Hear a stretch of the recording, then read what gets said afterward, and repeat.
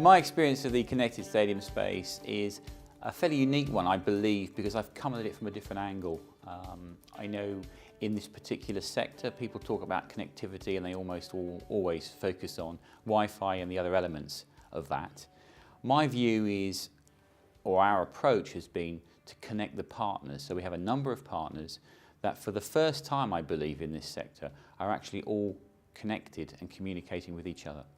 So for us, that means we're able to deploy our technology in a fairly unique way. I think there's three important areas within the industry that we need to be focusing on. One of them is payments, contactless and card payments in general. One of them is data and how we get to understand our fan. And the other one is wearables. I'm going to be brutally honest about this one because when we were looking at revolutionising and changing the way that our venue worked with technology, I didn't actually look at other venues. I looked at other sectors. So we're a store, we're a bar, we're a restaurant, we're a museum. So I went out and looked at what those sectors were doing as opposed to what other venues were doing. Because we're still an industry that's playing catch up with the very best of retail, as an example. To be honest, it's less about smaller venues and it's more about the industry in general. So as a case in point, Twickenham operates potentially 30 times a year, which means we're not a 24/7 business. We're not operating every day. And I think the industry needs to reflect that. What we've been championing here is a pay-as-you-go philosophy. So everything that we've deployed within Twickenham, whether it's the hardware, whether it's the software, whether it's even the payment infrastructure, all works around a pay-as-you-go philosophy. So we are only charged when we're using it. We've obviously deployed a lot of technology ahead of the World Cup.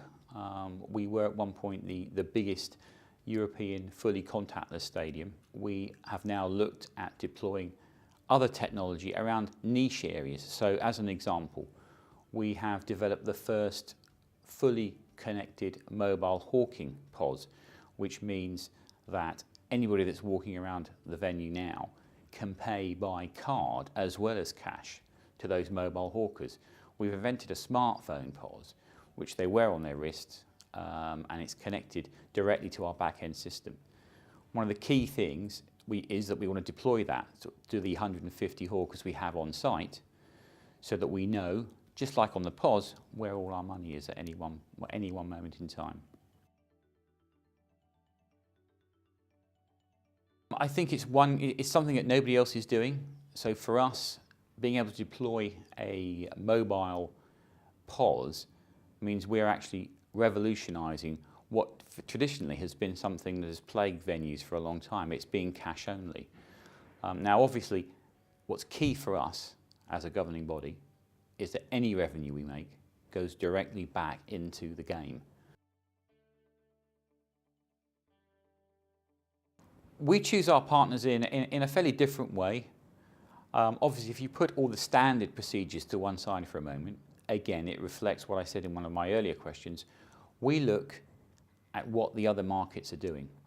So when I bring a partner into the fold, one of the key things is, if they're not connected to the ecosystem we already have, they need to be prepared to connect to it. Everybody needs to be speaking to everybody else. If that doesn't happen, then it doesn't work. These partnership models have evolved over a period of time. If I can give you an example, when we were looking to replace our POS ahead of the World Cup, which was a brave move in itself, we didn't look at the legacy systems. We had one incumbent within the business. Again, we looked outside of venues for the POS provider because we could see a lot of the innovation was coming from retail and also coming from smaller operators. We work with operators in several ways, but the key point is that everybody has to come together, really to reflect that team ethos that we advocate on the field, so that we facilitate the best experience for our fans. Whether it's staff, whether it's third-party suppliers, or whether it's fans coming to the venue, everybody's working together. And the ultimate aim is to give the best experience possible. There are a number of challenges to our goals, but there's nothing that's really keeping me or my colleagues up at night. If it was, then we would probably be in the wrong job. We actually enjoy what we do, and the challenges are there to actually be overcome. The biggest hurdle in a concrete construction like this is going to be Wi-Fi, but we've even found some unique ways to get around that. As an example, when we looked to deploy our mobile POS for the hawkers, we knew connectivity was going to be a challenge. So we looked into mobile technology, looking at 3G or 4G dongles that connect directly to the POS. That eradicates the issue for us with any Wi-Fi challenges. The biggest lesson I've learned is really to look outside of the sector, and although it's a well-worn cliche, think outside of the box. It goes back to generally looking at your sector, looking at the people that are coming here, but then understanding what else they would expect. A case in point might be the way that we used to do payments within the venue. So for instance, 4 or 5 years ago, it was predominantly cash. But if you come to Twickenham and you can only make a transaction with cash, you're hurting all those people that perhaps come here and want to use card. I don't go to a restaurant to fulfill my bill with cash. I don't go to the supermarket and do it the same way. You have to give your fans as much choice as possible. So for us, that was a key deployment. Get the stadium contactless, because opening the door to contactless then opened the door to us for mobile payments such as Apple Pay, Samsung Pay and anything else that might come on the horizon. I think the biggest innovations that we can expect, not just in this sector but generally across business, will be in 2 areas. One will be the deployment of mobile technology to greater effect, but the other will probably be virtual reality. There's a big push for that in 2016, and I can see that space expanding and a lot of businesses jumping on that bandwagon. And from the perspective of sport, there's an experience there that you can capture in a very, very different way. So it's an exciting opportunity and something that we are starting to look at, but it's still quite far down the road. We're fostering innovation by using a number of methods, but it's also about going back to basics. It's looking at why people come here. Working in this environment from a day-to-day basis, you often get used to the setting. But it's a magnificent stadium, and if I often catch a glimpse of somebody who's come here for the first time, what I see in their eyes is what we want to reflect in that overall experience. It's a magic moment. They're here for perhaps 3 or 4 hours, and during that time, we need to innovate, so bring to them technology that will enhance that experience but never obstruct it. Ultimately, they're here to enjoy the day by sitting in their seat and watching the experience that unfolds on the field. Everything we do has to get them to that point but never obstruct it. I think the way for us to look at monetising a solution means we have to take a step back and assess really what the expectation is from us as a business, but also for our fans. You can't really monetize your solution until you understand where all that data is, where it's coming from, and how it's all going to be collated. Of course, there is a CRM system in most businesses, or a magic storage area where you expect everything to come together, but how do you filter it out? And in what way do you use that data to engage the fan rather than to perhaps inhibit them in some way? Too much technology doesn't work. I think it's got to be the right amount of technology that enhances the experience. And for that reason, to monetize it, you really need to understand where all that data is coming in from first. In terms of monetizing investments, speaking from my personal experience when it comes to projects at Twickenham, we've already delivered an ROI on many of the models because we were doing something unique. We were doing something that wasn't done before. It's a very different case to be able to reference. I can't go to some stadiums in this country and say, how do you deploy payments, for instance? How do you look at variance issues? Because a lot of them aren't that far down the road. So again, it takes me back to looking at what retail does and perhaps understanding better how they overcome these challenges. To sum up what I believe a connected stadium is, really comes down to a few core points. I believe it needs to be connected partners, which will then aid you towards a connected strategy from which you can get connected data and ultimately That will build a better connection through to you and your fan base. What I'm really looking forward to in going to the Connected Stadium Summit in the autumn is to be able to network, but also to share the experiences we've had at Twickenham with others that will be coming here, and hopefully there'll be a collaboration which will benefit the sector in general.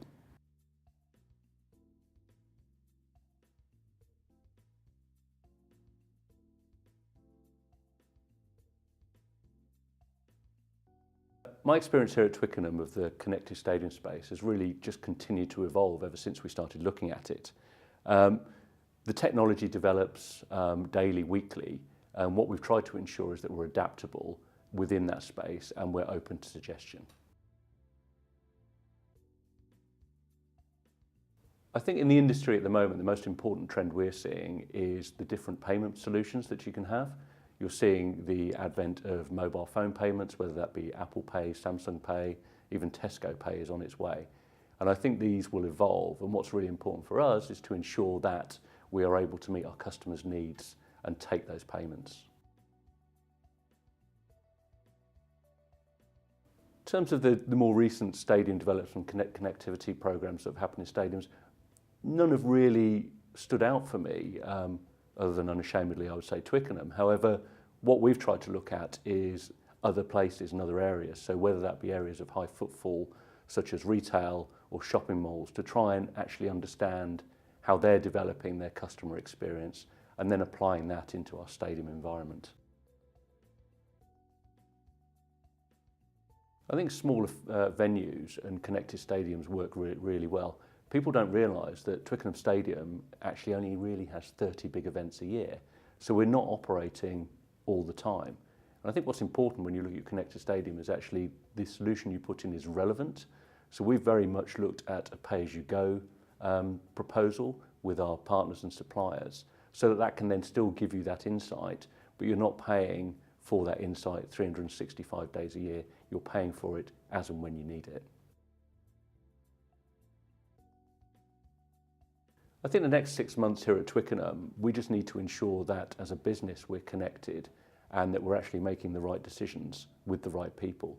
Because what we're seeing is an absolute plethora of data coming through, and just ensuring that we don't get misled on that and just understand the data fully across the business and therefore make the right decisions, not only for the business, but also for the fans that are coming here, so that we can engage with them properly and in a way that they feel special, and so that we can then generate further revenue, which, as the RFU, we invest back into the game of rugby. Our partners in this space have been selected based on their ability to actually be joined up in their thinking. We've seen a lot of stadiums develop systems and solutions that aren't connected, and effectively you have an unconnected stadium. So what we've absolutely insisted on is that everyone sits down in the room and actually has a face-to-face conversation, so that everyone understands their own role in delivering the connected stadium and the benefits that can come from that. I think the role of the operator here at Twickenham Stadium is to be customer focused. Ultimately, you know, on a match day we have up to 80,000 fans coming, and what they're expecting is a unique, memorable experience. And by memorable experience, memorable in the right way, not the wrong way. So we need to ensure that we're connected, we deliver those expectations and make sure that the fans coming to Twickenham have the best day out. In terms of what we're looking at and our goals, I guess the big question is around in-bowl Wi-Fi. We have a look at it, it doesn't really keep me up at night, but I don't think there's a true business case out there that gives a rational reason why you should have in-bowl Wi-Fi. If you're at a stadium and you've paid for a ticket, I think you should probably be looking at the action in front of you. However, having said that, there's definitely a need for connectivity for the fans so that they can engage pre and post match with each other, whether that be on social channels, but it also gives us the opportunity to communicate with them and offer them relevant offers or information or news feeds. Whilst planning and implementing a connected stadium, I think the real big lesson is to be flexible. Technology changes weekly, monthly, and we have started down paths and reversed out because we've realised that that solution is not right. So I think it's, be prepared to be flexible, understand that technology changes and be adaptable to that technology so that ultimately you can deliver that fantastic fan experience. In terms of the next 3 to 4 years, I think innovation is going to become all about intelligent data. Because there are so many data sources now, it's vital that you understand that data and have one view. And the reality is, I think what a lot of people look at the moment is they'll look at a customer profile, they'll look at where they live and how much they earn. In reality, what we really want to know is where do they shop and how much do they spend and what actually motivates them to do that. So I think it's that intelligent data piece is really important to understand the customer's journey and to understand their motivations. The organisation here at the RFU has certainly bought into the connected stadium and the technology. What we're trying not to do is be lulled into scattergunning and just sending the same offer to everyone. It's so about personalisation and ensuring that each customer feels individual, feels that they're being approached by an individual and that the offers are applicable to them and their lifestyle. In terms of monetising customer data, it comes back to understanding that data. And we can all look at data and cut it however we like and make it very interesting. It's whether the data has value and understanding the value of that data.